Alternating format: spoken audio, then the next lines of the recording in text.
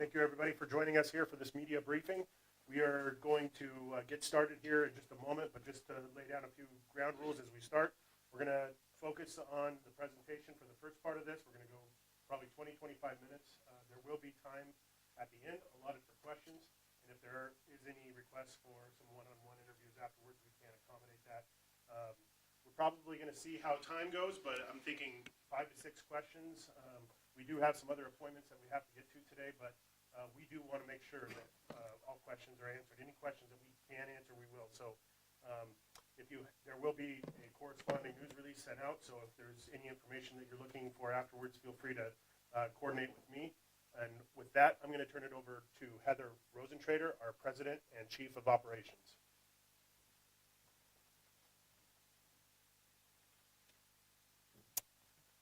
Thank you all for being here today.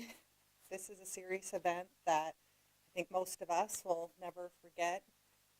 Although as a team, we've been working around the clock for the last 2 days for our customers, we still have several days ahead of us. And today I want to focus on our plan to restore the nearly 37,000 natural gas customers who have been without heat and hot water and other services for the last 40 hours. Our top priority remains the same, to restore natural gas as quickly and as safely as possible to our customers. We are aware of the hardship, the stress, and the frustration that people are experiencing, particularly with the cold weather upon us. Our team is doing everything we can to expedite the work.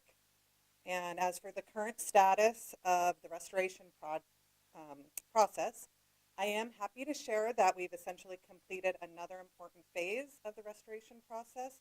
The safety shutoff process is essentially complete, and this was supported by over 260 Avista employees who amassed over 3,000 hours of work time to get this phase done. And we are now able to begin the next step of the restoration process, which is our customer relights.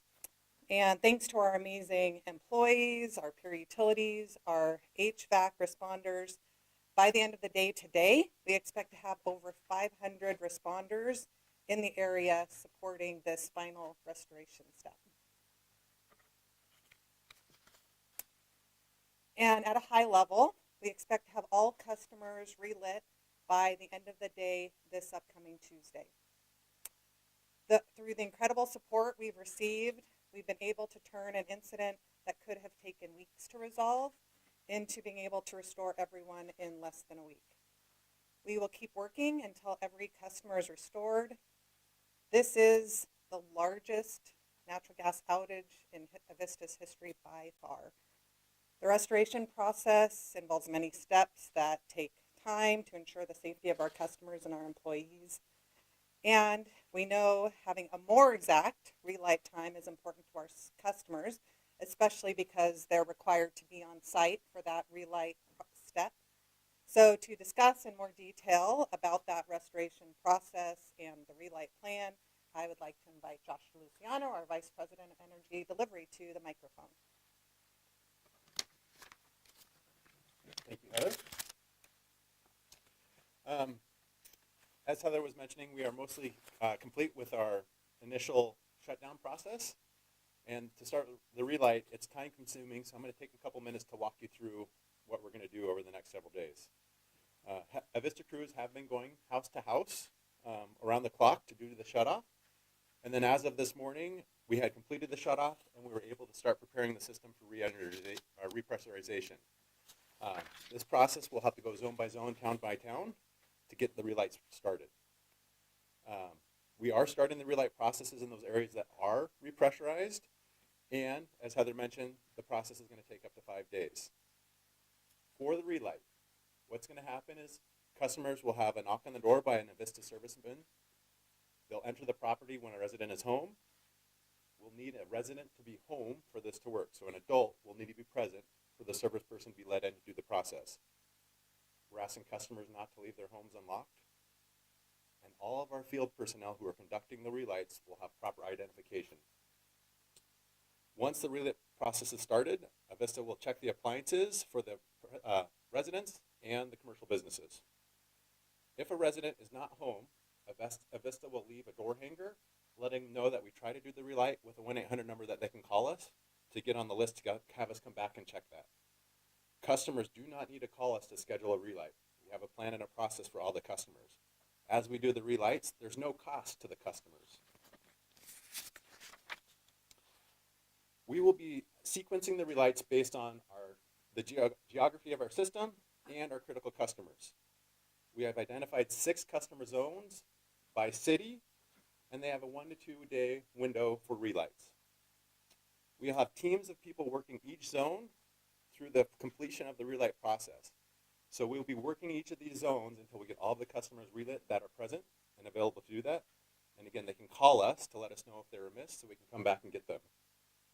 Today, we're going to send an email to all of our impacted customers with the maps and the estimated time for each of their zones. This will give them a 2-day window to know when we're going to be in their area doing the relights. And then starting tomorrow, within 24 hours of us planning on doing the relight, customers will receive a notification on the phone.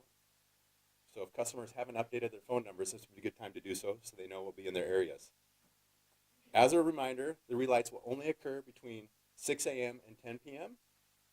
And then I'm going to show you guys some maps of our relight zones. So here's an example for Clarkston, and these are the maps that are going to be available on the web and sent out to customers. Each zone is identified on there, and we're going to be working sequentially through each one of these towns. So here's the Clarkston area, our Lewiston area, our Pullman area, Moscow, North Pullman, so this is up towards Albion and Palouse, and then the Colton, Uniontown, Genesee areas. And then we have the lateral that goes out to Bowlville, so that'll be one of the other zones. We will have people working actively by zone numbers. So, for example, we have Zone 1. We'll have people working there in all of the towns. Not each town will be worked sequentially. Each zone will be worked sequentially. So today, Zone 0, that's on those maps, will be working for Friday, November 10th. Zone 1 primarily will be worked tonight and in tomorrow through the 11th. Zone 2 will be Saturday into Sunday. Zone 3 will be Sunday into Monday. Zone 4 will be Monday into Tuesday, except for Lewiston Zone 4, that's Sunday. And then Zone 5 will be Sunday through Tuesday. That's the cleanup areas that we have out there. Finally, I want to remind people of a couple of safety reminders. Please do not use any outdoor equipment to try to heat your home. Barbecues, other things not rated for indoor use can cause a hazard, and It's dangerous to our customers, so do not be using outdoor appliances in the home to heat. Secondly, Avista is the person who needs to come in and relight the homes. Now that the system is ready for Relight, please do not take it upon yourselves to do the Relight. Wait for Avista to show up and do that work for you. Thank you. Heather, back to you. Thank you, Josh. Now, before I wrap up, I have the honor of getting to do all the thank yous because there have been so many people who have responded and supported this effort so well. We have many people to thank today. So first and foremost, I want to thank our customers. The stories we've heard about people helping their neighbors and even strangers say something about our community and the people who live here. And the incredible kindness the community has shown to our employees has been absolutely heartwarming. This is an amazing community that comes together in times of crisis, and thank you for taking care of each other. And speaking of the community stepping up during this challenging time, I want to outline several resources that are available in the community for those in need. The Palouse Community Center, the Layta Recovery Center, the Moscow location, the Moscow Unitarian Church, the Albion Community Center in Albion. And if you need their services, please call before you go. I'd also like to thank our partners, cities and elected officials, first responders, nonprofit agencies, and countless others. I'd like to thank all of our mutual aid crews who have joined us from 8 peer utilities throughout the entire western United States, from as far away as Wyoming and California. We've also received help from contractors and HVAC resources, and these dedicated individuals are sacrificing time away from their families to help our community. I'd also like to thank Williams Pipeline for the quick response and repair that allowed us to quickly move forward on our work. And finally, I'd like to thank our employees who have been working around the clock to restore services for our customers. So in closing, I want again to express my sincere gratitude for the patience our customers have had during this crisis. Avista will continue to work around the clock until all of our customers are restored, and we will provide more updates as the process continues. So now I will open it up to questions. Yes. Hi.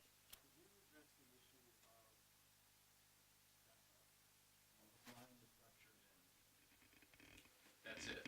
So what's the story there with the backup or lack of? Yes, and I think when we look at the design of our system and any upgrades or new lines to our system, we're regularly looking at the cost of that upgrade, and just based on the geographic location of where the community is and where the pipeline is, and looking at the infrequency of the outages that occur, it just wouldn't be affordable for customers to have a secondary source to the area. Thank you. Mm-hmm. Lee Roberta's KRFP radio. How late at night and what sort of schedule will the Relight crews be working on? Yeah, that's a great question. So they'll be working from 6 a.m. to 10 p.m. doing the relights. And what happens if people try to relight themselves? It could introduce a hazardous situation in their home if they don't relight properly, or if there's a problem with their equipment and they're not qualified to identify that or notice it. So it could put them at risk if they relight without a qualified service personnel doing that work for them. Guys, Tannenbaum, KHQ, Spokane. We've heard estimates of the number of customers without natural gas within, the 35,000, 40,000 number range. Are you able to estimate the number of people that have been impacted? Because customers could be, apartment complex, multifamily dwellings, hotels, schools, etc. Right. I think we would have to follow up with you on that. I don't think we have that number. James Hanley, spokesman of View. Do we know how much gas was leaked? Since it was a Williams pipeline rupture, we don't have that information. I would refer you to connect with them on that. So, go ahead. Tom Handy, Whitman County Commissioner. You said, I think you mentioned something about prioritization for certain types of facilities. Can you illuminate that a little? Right, based on our critical customers, so that would be customers such as hospitals or public safety or public health entities, the airport, customers like that. There's actually just a handful of them, it's not very many. Yep. Eileen McCall, Pullman City Council. Both Pullman and Moscow have an extremely diverse community. Do you have enough persons of diversity out making these field contacts? I know several households that, due to their cultural backgrounds, are not gonna allow men in the house. Do you have any women in the field who can address those households? We do have some women, and we'll, follow up to make sure we're being thoughtful about that. Thank you. Could you talk about, Heather, the response the company goes through when you receive the alert? Do you have an emergency plan or strategic effort in place, or how does that work? Yes, we have an emergency operating procedure that we put into place and call, and that starts a structured process of regular phone calls and people moving into different roles than they would have on a day-to-day basis. They move into their EOP, emergency operating procedure roles. So yes, we move into a different structure that we have a pre-identified framework for when we go into these kinds of emergencies. And we have had these on the electric side more often than on the gas side, and so we've had opportunities to practice and implement these kind of activities before. I won't use any colorful metaphors because I understand we're live streaming, but when you did receive the alert, did you know right away what kind of a moment this was? So I received the call from our director of gas operations. We were in a meeting, and I had to do a double take because of just the number. This is just unprecedented for us, and so and then it was immediately, okay, let's get the command structure figured out, and then the first step is assessment. What are the needs are, and so I would say, once we knew the impact, within an hour, we were communicating to our peer utilities, asking for mutual aid and support, just because we knew how big it was going to be and how long the process it takes to get people here and to do the restoration work.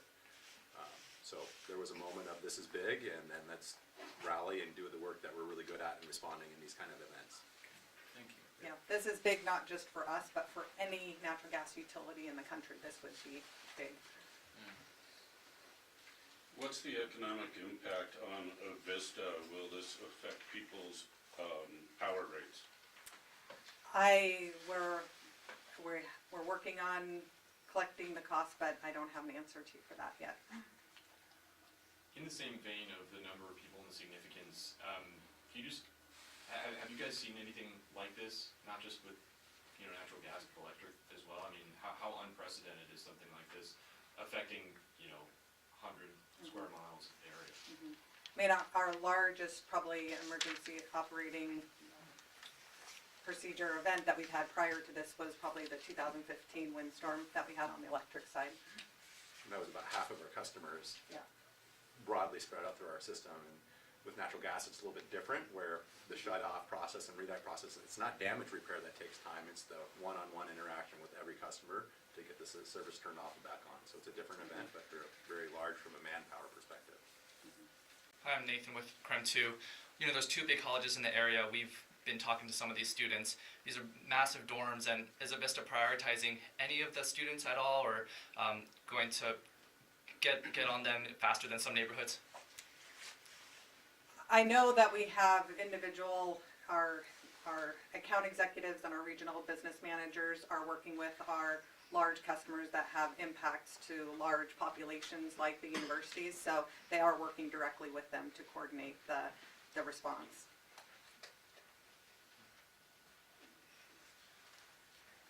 Tom Lamar, Latah County Commissioner. What time are you sending out this information to the customers today, and are you going to be backing that up with posts online? And I just want to say thank you also to Avista for quick information that's come out about all of this. It's been great to be able to have the county share it, cities share it to others to make sure that we're repeating that message out to people on safety and others. Thank you. Yeah, the plan is to get it out as close to this press conference as possible, Okay. so it should be online and communication going out to the impacted customers right away. Was the pipeline on private land where it ruptured, or was it adjacent to private land? What was the situation there? It was a Williams pipeline incident, so if you have questions about that incident, you'd have to refer it to Williams Pipeline to talk about what happened there. Was there any part of the region that was more impacted than others in terms of, more customers in the LC Valley versus up here in Moscow Pullman, or vice versa? It hit everybody equally around the same time.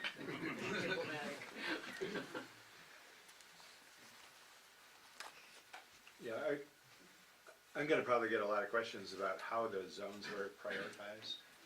I would say they weren't prioritized, they were just ordered based on the geographic location of our infrastructure and how it was pressurized, and put a plan together based on that. And Yeah, the first step is to repressurize our pipelines, and so we wanted, as we repressurized our pipeline, we wanted to start relights as soon as we can. So the pipe as it goes through the system, that's the parts that we repressurize in a sequential manner, and that just ties to how we would start the relight. So we prioritize it so we can be working on it as fast as possible. Good. And same thing for last night, we prioritized the turnoffs because we knew we were gonna have opportunity to start relights today. So we wanted to make sure the right zones were turned off so we can start the relights as soon as possible today. Okay, great. Anthony Kuipers, Moscow Pullman Daily News. Can you explain what Relight means, what that process entails? Right, so that's where we have to have a qualified person from Avista come. They're gonna turn on the meter, and then they're gonna enter the home and make sure the natural gas appliances start safely. That's pretty much it. So if they have furnaces, hot water tanks, or ovens, that's what they're gonna go check and make sure the pilot lights start. Or if they have electronic ignitions, they'll start as well.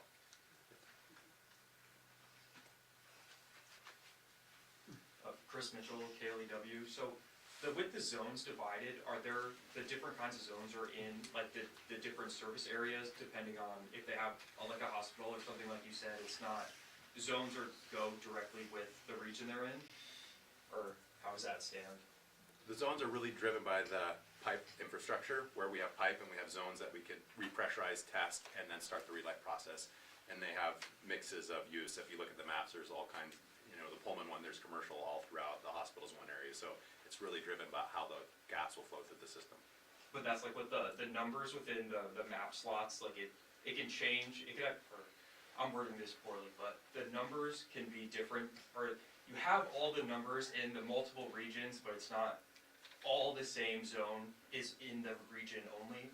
So like zone one, there's a zone one for all of the 7 areas we've identified, and mostly they're gonna be worked at the same time, but a website will have the most accurate information, and then email will have the timeline and the calls for customers. That'll be the best way to know when we're gonna be out there.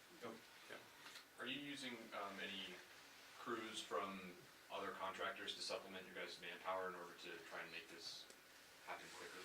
right, absolutely. We have contractors, we have the 8 different utility mutual aid crews that are supporting us from multiple different states across the western United States.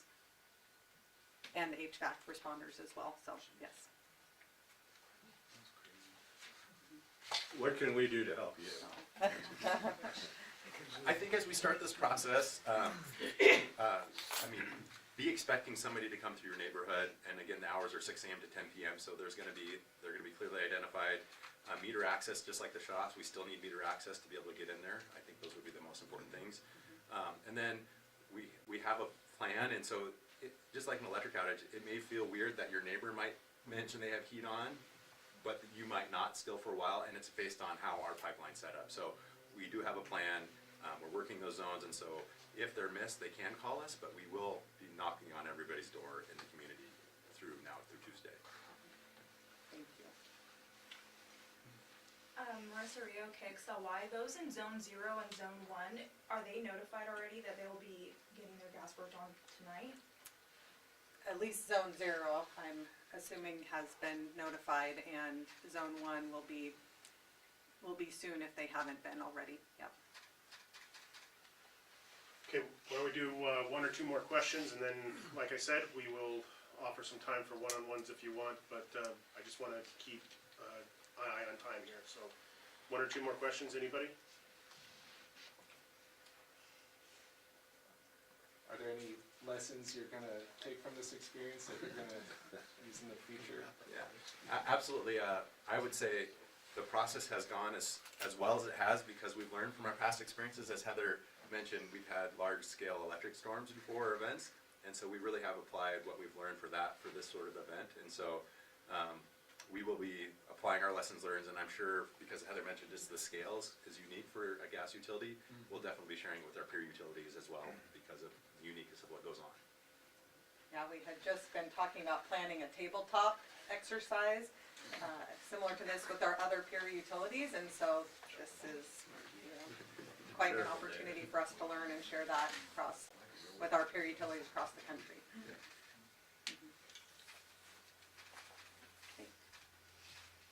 All right, thank you all, appreciate it.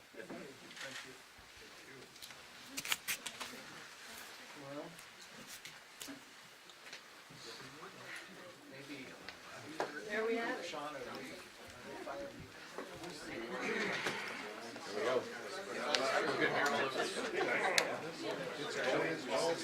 Well, I appreciate it. it's gotta be.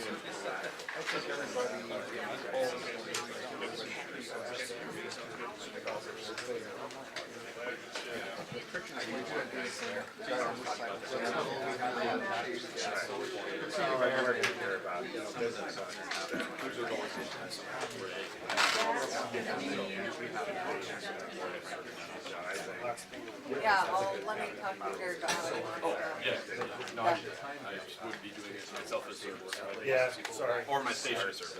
Hi. Sorry for making this very late. Okay.